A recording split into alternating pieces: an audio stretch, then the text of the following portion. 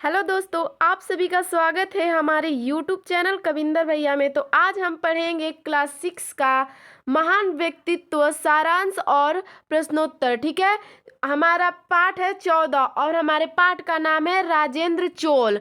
ठीक है, तो चलिए आज इनके बारे में हम लोग पढ़ेंगे, ये कौन थे। ठीक है, तो चलिए पढ़ते हैं।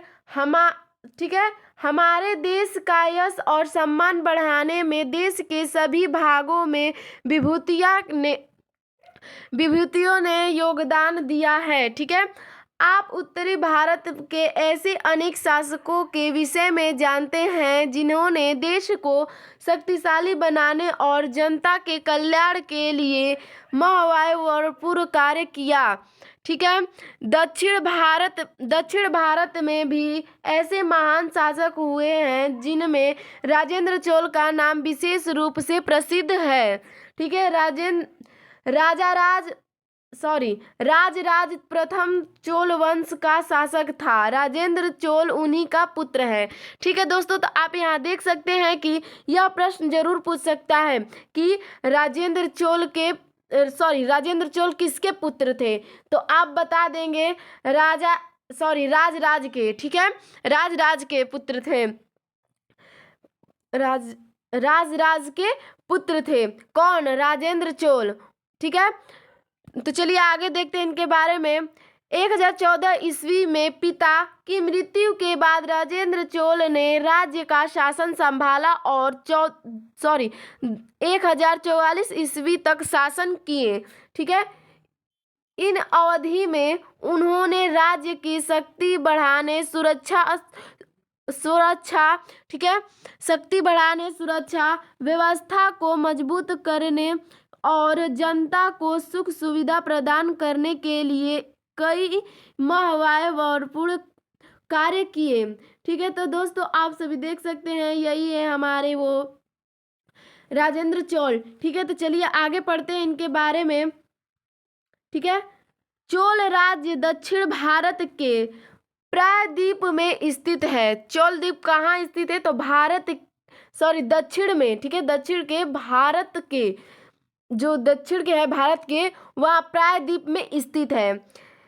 यह भाग 3 ओर से समुद्र से घिरा है। ठीक है, यह जो भाग है 3 ओर से समुद्र से घिरा हुआ है। कौन? प्रायद्वीप। ठीक है, राज्य में शांति और व्यवस्था बनाए रखने और आक्रमणों से उसकी रक्षा करने के लिए शक्तिशाली सेना संगठन आवश्यक होता है।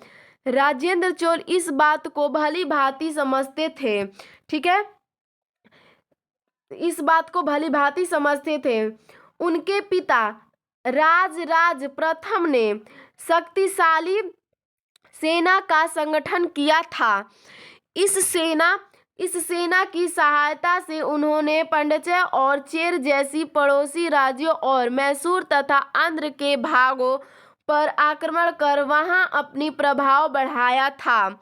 ठीक है, उन्होंने शक्तिशाली जल सेना का भी संगठन किया था और लंका तथा मालदीप पर आक्रमण कर वहां अपना अधिकार स्थापित किया था। राजेंद्र चोल ने अपने पिता की विजय नीति को जारी रखा। ठीक है, जारी रखा। तो चलिए दोस्तों आगे देखते हैं और क्या होता है। सैनिक शक्ति बढ़ाकर राजेंद्र चोल ने विजय विधान को आगे बढ़ाया। ठीक है, इसके लिए उन्हें अनेक युद्ध लड़ने पड़े। ठीक है, इनमें 2 युद्ध बहुत ही साहसिक और वीरतापूर्ण थे। ठीक है, इस युद्ध में उनकी सेना समुद्र तट से होकर उड़ीसा की ओर बढ़ती गई।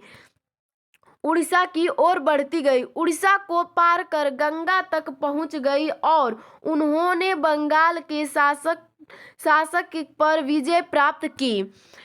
गंगा के क्षेत्र तक प्राप्त विजय की स्मृति में राजेंद्र चोल ने गंगकोड़ उपाधि धारण की तथा गंगकोड़-चोलपुरम नामक नई राजधानी का निर्माण कराया।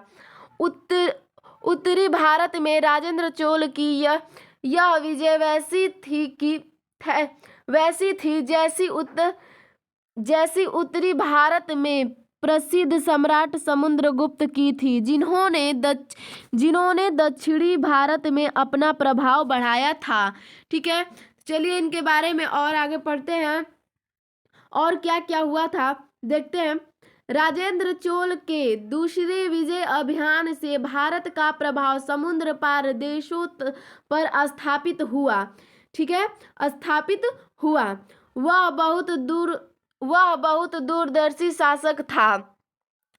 उसके समय में भारत का पश्चिमी और पूर्वी एशिया के देशों से व्यापार बहुत बढ़ गया था। भारत से पश्चिमी एशिया को वस्त्र, मसाले, बहुमूल्य रत्न आदि अनेक वस्तुएं भेजी जाती थी। दक्षिणी पूर्व एशिया में विभिन्न भागों से भारतीय व्यापारी लंबे समय से व्यापार करते आ रहे थे। यह भारत दक्षिण चीन तक फैल गई थी। ठीक है, चलिए दोस्तों और आगे पढ़ते हैं। इनके बारे में बहुत दिया है और जानते हैं कि क्या क्या होता है। ठीक है, जहाजों द्वारा, ठीक है, जहाजों द्वारा भारत की वस्तुएं चीन भेजी जाती थी। तो देखिए दोस्तों, मतलब कि जो भारत की वस्तुएं थी वो चीन को किस द्वारा भेजी जाती थी? तो जहाजों द्वारा भेजी जाती थी। ठीक है, उनका साधन क्या था? तो जहाज था। ठीक है, चीन तथा दक्षिण पूर्वी एशिया के अन्य देशों से जहाजों द्वारा सामग्री भारत आती थी। ठीक है, भारतीय जहाजों को मलक्का की जल संधि, जिसे कहते हैं जलडमरू मध्य, से होकर गुजरना पड़ता था। उस समय इस पर श्रीविजय का अधिकार था। ठीक है, श्रीविजय का अधिकार था। मलाया प्रायद्वीप और सुमात्रा द्वीप इसी राज्य में सम्मिलित थे। श्रीविजय ने व्यापार भारतीय जहाजों के मार्ग में कठिनाइयां उत्पन्न करने लगे। ठीक है, जो सामान ले जाता था उसमें वे कठिनाइयां उत्पन्न करने लगे ताकि वो सामान ना जा सके भारतीय। ठीक है, तो चलिए आगे पढ़ते हैं। भारतीय व्यापारियों ने अपनी सुरक्षा के लिए राजेंद्र चोल से प्रार्थना की। ठीक है, राजेंद्र चोल से प्रार्थना की। उन्होंने विशाल सेना भेजी जिसने श्रीविजय पर विजय प्राप्त की। देखिए दोस्तों, यहाँ पे श्रीविजय जो है वह एक नाम है और विजय मतलब होता है जीत। यहाँ पे विजय का मतलब है जीत और यह श्रीविजय एक नाम है। ठीक है, तो चलिए आगे पढ़ते हैं। अब भारतीय व्यापारी उस मार्ग से, ठीक है, उस मार्ग से सुरक्षा पूर्वक व्यापार करने लगे। ठीक है, जब वो विजय पा गए तो उस मार्ग से सब लोग सुरक्षा पूर्वक वहां से मतलब अपना सामान ले आया करते थे।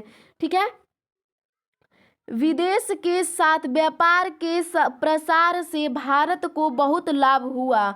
ठीक है, चोल साम्राज्य की आय में भी बहुत वृद्धि हुई। ठीक है, बहुत वृद्धि हुई। चलिए दोस्तों आगे देखते हैं और क्या क्या होता है। दक्षिण भारत में चोल राज्य का विस्तार करने के साथ ही राजेंद्र चोल ने उड़ीसा तथा महाकौशल से बंगाल तक अपना अधिकार स्थापित किया। ठीक है, इसके अतिरिक्त उसने श्रीलंका, निकोबार द्वीप, ब्रह्मा, मलाया प्रायद्वीप, सुमात्रा आदि को अपने अधीन किया। ठीक है, वह महान साम्राज्य निर्माता थे। मतलब कि वह महान साम्राज्य निर्माता तो था ही, इसके साथ ही वह कुशल शासक भी था। उन्होंने राज्य की शासन व्यवस्था का उत्तम प्रबंध किया है। ठीक है, उत्तम प्रबंध किया। वह मंत्रिपरिषद के अधिकारियों की सहायता से विशाल चोल साम्राज्य पर शासन करता था। सुविधा के लिए शासन को कई विभागों में संगठित किया गया था और प्रत्येक विभाग में कई स्तर के अधिकारी होते थे। ठीक है। साम्राज्य कई प्रांतों से विभक्त था और ये प्रांत मंडलीय कहलाते थे। प्रत्येक मंडल कई वलांडुओं में बांटा गया था। प्रत्येक वलांडु में निश्चित संख्या में गांव होते थे। चोल शासन प्रणाली की एक प्रमुख विशेषता यह थी कि स्थानीय प्रशंसा की इकाई के रूप में गांव का संगठन किया गया था। ठीक है, संगठन किया गया था। ग्राम सभा स्वयंशासी अस्थायी थी जो गांव के ठीक है, जो गांव के चलिए तो और आगे देखते हैं क्या क्या है। शासन के विभिन्न अंगों के कार्य की देखरेख करती थी। ठीक है। 11वीं शताब्दी में ग्राम पंचायत की कार्यकुशलता का उदाहरण आज भी ग्राम सभाओं के लिए आदर्श है। राजेंद्र चोल ने कृषि की उन्नति की ओर विशेष ध्यान दिया। ठीक है, विशेष ध्यान दिया।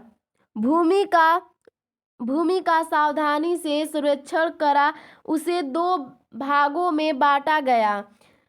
एक भाग कर योग्य तथा दूसरा कर के लिए अयोग्य था। मतलब यहाँ पे कर मतलब होता है पैसा। ठीक है, काम करने वाला कर नहीं, यहाँ पे कर मतलब होता है पैसा। ठीक है, तो चलिए आगे बढ़ते हैं। उर्वरता तथा पैदा की जाने वाली फसलों के आधार पर कर निर्धारण किया गया। ठीक है, तालाबों से सिंचाई की सुविधाएं बढ़ाई गई। इससे कृषि का उत्पादन बढ़ा और किसानों की दशा में सुधार हुआ। व्यापार के विकास की ओर भी राजेंद्र चोल ने बहुत ध्यान दिया। उसके समय में व्यापारी बहुत प्रसन्न हो गए थे। वे विशाल भारत के अनेक राज्यों से तो व्यापार करते थे। चीन, दक्षिण पूर्व एशिया और पश्चिम एशिया के साथ भी उनका व्यापार बढ़ गया था। कुछ व्यापारी मिलकर एक व्यापार मंडल बना लेते थे जिसे मंडली ग्राम कहा जाता था। मतलब कि मंडल बना लेते थे जो व्यापार करते थे। ठीक है, व्यापार मंडल प्राय एक ही व्यवसाय में लगे व्यक्ति का संगठन होता था। ठीक है, सभी व्यापारियों का धन मिलाकर बैंक सा बन जाता था। इससे व्यापार के विकास में बहुत सहायता मिली। हर व्यापार मंडल के पास अपना एक काफिला होता था जो सामान एक स्थान से दूसरे स्थान तक ले जाने का कार्य करता था। इनके पास कुछ सशक्त सैनिक भी होते थे जो काफिले की रक्षा के लिए साथ चलते थे। ठीक है, तो चलिए दोस्तों और आगे देखते हैं क्या क्या होता है इनके मतलब पूरे ये कहानी में। ठीक है, जब यह कहानी हो जाएगा तो हम लोग कुछ इससे रिलेटेड अभ्यास प्रश्न भी करवाएंगे। ठीक है, तो चलिए पहले पढ़ लेते हैं। राजेंद्र चोल की सुंदर शासन व्यवस्था के कारण समाज में शांति स्थापित रही। समाज का जीवन सुखी तथा सुविधापूर्ण था। ठीक है, प्राचीन काल के एक शासक द्वारा राज्य की रक्षा और शासन की ऐसी सुंदर व्यवस्था आश्चर्यजनक है। राजेंद्र चोल के कार्य से पता चलता है कि वह बहुत दूरदर्शी तथा कुशल शासक था। उसने देश की भौगोलिक स्थिति का ध्यान रखते हुए रक्षा सेनाओं का संगठन किया। शक्तिशाली जल सेना की सहायता से ही वह समुद्र पार देशों में भारत का प्रभाव तथा व्यापार बढ़ाने में सफल हो सका। हमारे देश में शक्तिशाली जल सेना के अभाव के कारण यूरोप के लोग यहाँ अपना अधिकार स्थापित करने में सफल हुए। इसी के फलस्वरूप भारत को अंग्रेजों की पराधीनता में रहना पड़ा। राजेंद्र चोल की शासन प्रणाली तथा समाज कल्याण के लिए किए गए कार्य आज भी हमारे लिए प्रेरणा के स्रोत है। ठीक है, चलिए दोस्तों, यहाँ से हम लोगों का कहानी खत्म होता है। अब हम लोग कुछ इससे रिलेटेड ही कुछ अभ्यास प्रश्न करेंगे। तो चलिए अब कुछ अभ्यास प्रश्न कर लेते हैं। तो हमारा पहला प्रश्न है, राजेंद्र चोल ने कृषि की उन्नति के लिए क्या किया। ठीक है, कृषि की उन्नति के लिए क्या किया। तो चलिए दोस्तों उत्तर देखते हैं। हमारा उत्तर है, राजेंद्र चोल ने कृषि की उन्नति की ओर विशेष ध्यान दिया, भूमि का संरक्षण करा। ठीक है, भूमि का संरक्षण करा, उसे 2 भागों में बांटा, उर्वरकता तथा पैदा की जाने वाली फसलों के आधार पर कर निर्धारण किया गया था। तालाबों से सिंचाई की सुविधाएं बढ़ाई गई। इससे कृषि का उत्पादन बढ़ा और किसानों की दशा में सुधार हुआ। ठीक है, चलिए दोस्तों हम लोग 2 नंबर प्रश्न देखते हैं। हमारा 2 नंबर क्या प्रश्न है, राजेंद्र चोल एक कुशल शासक थे, स्पष्ट कीजिए। ठीक है, कि वो मतलब कुशल शासक कैसे थे, चलिए देखते हैं। उत्तर है हमारा, सन 1014 में पिता की मृत्यु के बाद राजेंद्र चोल ने राज्य का शासन संभाला और सन 1044 ईस्वी तक शासन किया। ठीक है, शासन की बागडोर संभालने के बाद राजेंद्र चोल ने अपने पिता की विजय नीति जारी रखी। ठीक है, विजय नीति जारी रखी। दक्षिण भारत में राज्य का विस्तार करने के साथ ही राजेंद्र चोल ने उड़ीसा तथा बंगाल तक अपना साम्राज्य स्थापित किया। इसके अतिरिक्त उसने श्रीलंका, निकोबार द्वीप, ब्रह्मा, मलाया प्रायद्वीप, सुमात्रा आदि को अपने अधीन किया। राजेंद्र चोल महान साम्राज्य निर्माता तो था ही, इसके साथ ही वह कुशल शासक भी था। ठीक है, तो चलिए आगे और देखते हैं क्या है। कृषि के साथ साथ व्यापार के विकास की ओर भी राजेंद्र चोल बहुत ध्यान दिया। उसके समय में व्यापारी बहुत संपन्न हो गए थे। राजेंद्र चोल ने सुंदर शासन व्यवस्था के कारण समाज में शांति स्थापित रही। राजेंद्र चोल के कार्यों से पता चलता है कि वह बहुत दूरदर्शी तथा कुशल शासक था। ठीक है, तो चलिए दोस्तों 3 नंबर प्रश्न देखते हैं। हमारा 3 नंबर प्रश्न है, सुरक्षा के क्षेत्र में राजेंद्र चोल के किस कार्य से उसका दूरदर्शिता का पता चलता है। चलिए दोस्तों इसका उत्तर देखते हैं। इसका उत्तर है, राजेंद्र चोल बहुत ही दूरदर्शी शासक था और जल सेना के महत्व को समझता था। इसीलिए उसके विशाल जल सेना भेजकर बंगाल पर अधिकार कर लिया। ठीक है, इसी प्रकार विदेशी व्यापार से चोल साम्राज्य की आय में बहुत वृद्धि हुई थी। इससे उसकी दूरदर्शिता का पता चलता है। चलिए हमारा 4 नंबर प्रश्न देखते हैं। हमारा 4 नंबर प्रश्न है, राजेंद्र चोल के समय में गांवों की व्यवस्था कैसी थी।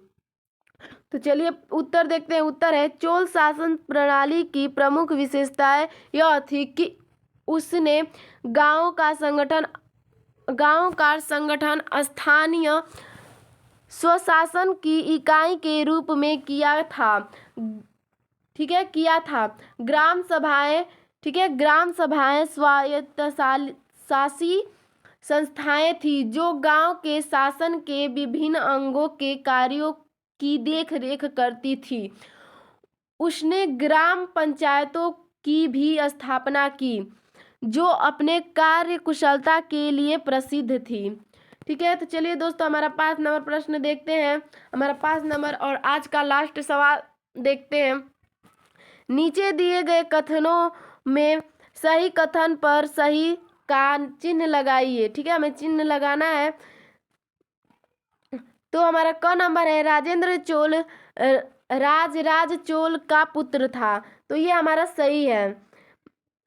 ख नंबर है बंगाल के शासन ने राजेंद्र चोल की सेना को युद्ध में पराजित कर दिया। नहीं, यह गलत बोल रहा है क्योंकि वो तो विजय पा चुके थे। और हमारा ग नंबर है गंगा तक के क्षेत्र को जीतने के बाद राजेंद्र चोल ने गंगकई कोड की उपाधि धारण की। यह भी हमारा सही है। चलिए घ नंबर देखते हैं। हमारा घ नंबर है राजेंद्र चोल के समय में भारत का विदेशी के साथ व्यापार घट गया। नहीं, यहाँ पे हम यह गलत कह रहा है क्योंकि उनका व्यापार घटा नहीं बल्कि बढ़ गया था। ठीक है, तो दोस्तों यहाँ से हमारा यह खत्म होता है। हमारे वीडियो पर लास्ट तक बनने के लिए धन्यवाद। अगर आपको हमारा वीडियो पसंद आया हो तो लाइक, सब्सक्राइब और कमेंट में ज़रूर बताएं। अगर आप इसके पहले का देखना चाहते हैं तो कविंदर भैया प्ले लिस्ट में जाकर आप देख सकते हैं। धन्यवाद।